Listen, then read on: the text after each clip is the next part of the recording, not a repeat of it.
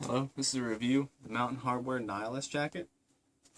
I am 5'11" and have a 40-inch chest, 30-inch waist. This is a medium jacket. I weigh in at 147. This jacket weighs 24.96 ounces with the tags and the stuff sack still attached. The jacket fits really well, and it works pretty good for layering. It has a good amount of room to layer in the arms all the way down.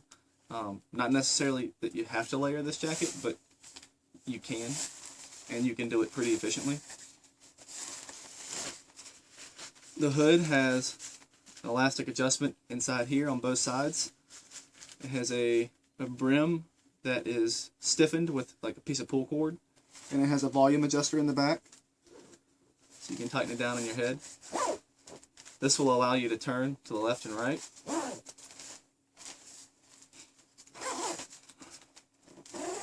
The guard also comes up nice to your nose, and it's got a nice fleece beer guard on the inside. The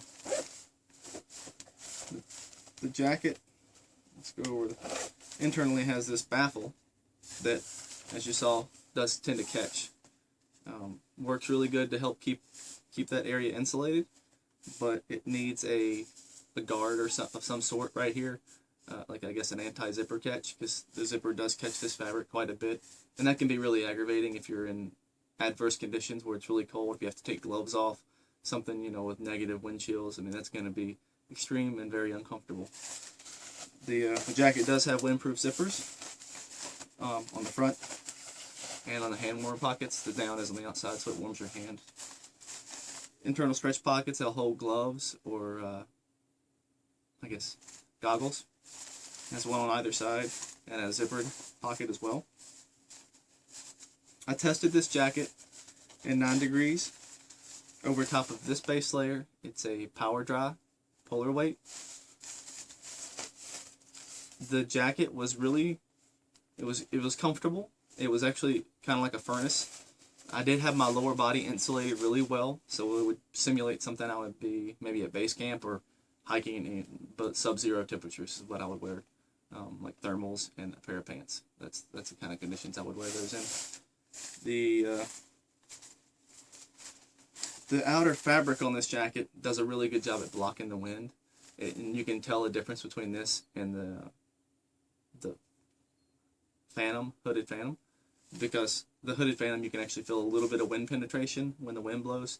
Nothing extreme, but this fabric should do really well when it's extremely cold. That said, being in 9 degrees over top of a base layer, I did find a fault in this jacket. Well, I guess a fault that's extreme enough to note.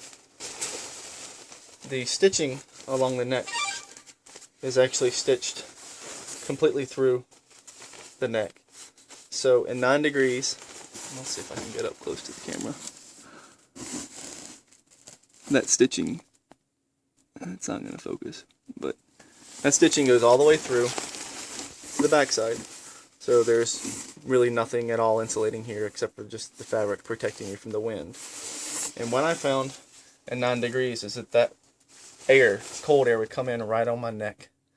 And you're not going to notice that if you're layering, or unless it's really cold. At 17 degrees, I didn't notice it, but at 9 degrees, you could feel the cold air pouring in around the neckline. And that's really the biggest fault, I would say, this jacket has. The other things are some little annoyances, like the guard. I guess the micro baffle. That could use a little bit of an adjustment. The jacket fits really well for layering, and any synthetic, or I guess I should say any super compressible insulating layer has to be able to loft to insulate. So you got to keep that in mind when you're layering these jackets. A fleece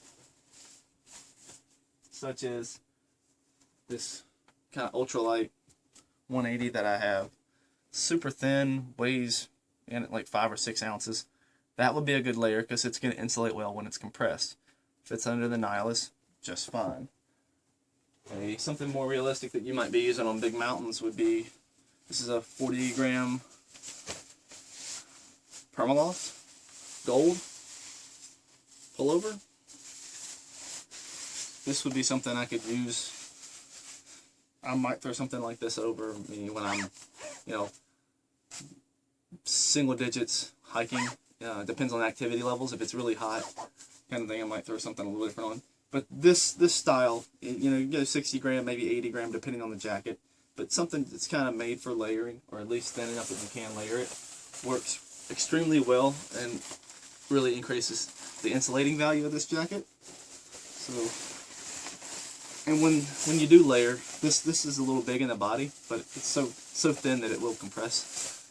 This fills the voided space inside of the Nilas and inhibits any convection currents. This would be pretty much the warmest you would make this jacket, because anything more, you're going to probably compress a little bit, and it's not going to be as insulating for the weight. But this is still going to be extremely warm for most any conditions. You guys can get a look at the cut and how it sits. Now, maybe if you're hiking a 14er or something, you might have a soft shell if it's really cold and windy, that blocking over top of your insulating layers. And this will actually function pretty decent with the Nilas. You start getting a little compression in this part of the jacket, but knowing that, you know, if you're gonna summit or near or something like that, you can throw this jacket on over top when you get there. The body is still gonna be fine. The insulating in the body, there's really no compression there, but you start getting compression in the down and the arms, mainly from about this point down. But that's a lot of layering underneath to try to shove under a medium. Now, if I went up to a large, it might work. Maybe. I guess it kind of depends on how much bigger the arms are. But overall, it'll work really good on top if you're going to be up there for a limited amount of time, say 40 minutes, an hour, and you don't want to be uncomfortable. This is going to work really well to have that ability to just throw it on over top, and you don't have the exposure of taking your soft shell off when you're up there and the wind's blowing 25 to 40 miles an hour. So I'm going to compare that to the hooded Phantom, and this jacket gets a little bit weird in my opinion because I don't think it layers very well. This one is a medium. This is a medium hooded Phantom. It's ultra light, weighs in at 19, a little over 19 ounces. And the arms are tight on my body up to my elbows. So it doesn't, any more insulating layers with this jacket would be compressing the down from here down. So even if I added an Atom LT, it's gonna compress in the arms. Now it's gonna add insulating value to the body because the body has plenty of room. It's got the same features as the hooded or the Nilas. It's just lacking a little bit in wind protection. They saw zipper catch problems on this jacket. It has a nice anti-zipper catch piece of fabric here.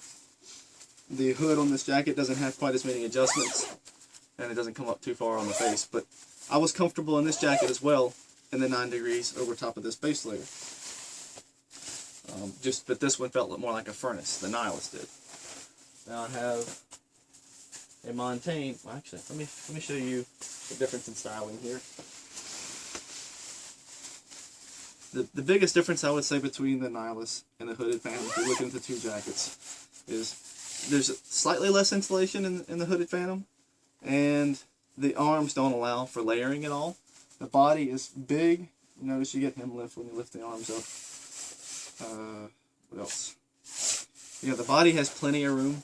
I mean, it's got, I don't know, 6 inches of extra room in there to layer in the body, but the arms won't layer at all. So that's the weak part of this jacket as far as using it for multiple layering scenarios and making it more diverse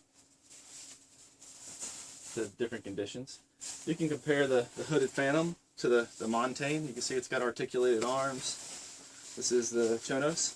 Now this jacket will not layer at all. This is a medium, and it fits me like a glove.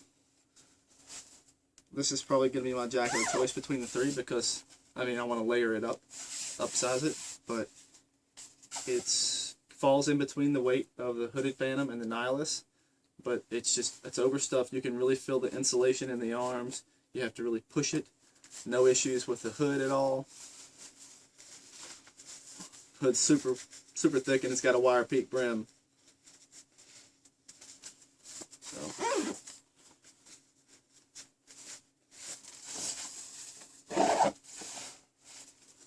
Now this jacket isn't going to have the insulating abilities, and you can see there's really no hem lift. There's a little tug on it, but it doesn't pull it up. So, and it's got a nice tailored fit. Now this jacket, I'm not sure could compete the outer fabric anyway with the Nilas as far as its warmth, because I guess it kind of creates like a microclimate. Maybe it doesn't breathe as well, but it really doesn't let any air out. The hood on this jacket is phenomenal though. It does have a couple of adjustments in it. It has the ability to roll back and kind of be pinned really quickly to itself. But yeah, it folds up. So between the three, the Nilas is probably the best for layering, at least with the three jackets that I have. And the fabric itself, it makes this jacket super warm. You're not going to have any issues with wind, except for the neck. I mean, to me that's a big letdown. And there's a few little places on this jacket where you can see the tailoring isn't quite as good as it should be, like here. There's some stitching that's flipped out, sewn over.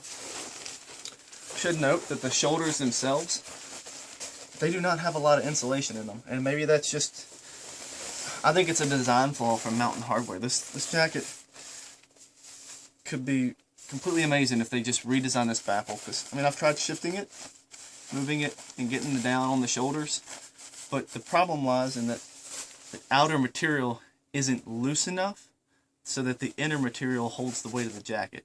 So when the jacket itself is being held partially by the weight of this outer fabric, then the down doesn't even have the ability to loft. I mean, you can lay, if you're putting weight on down, it's just not going to loft. So backpack straps, anything like that, obviously it's not going to loft.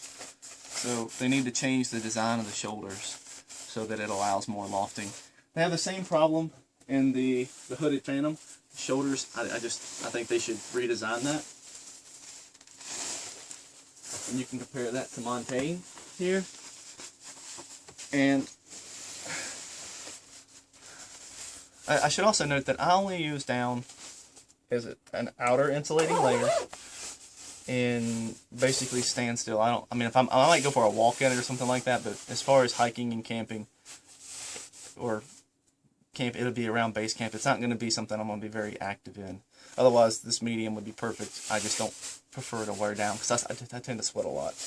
But you can see the down in this shoulder comes up, and it's so much more, such a better design. It actually has the loft in the shoulders. Now, there's not as much down in this shoulder as there is in the body, but it's just, it's there, and it insulates really well. So.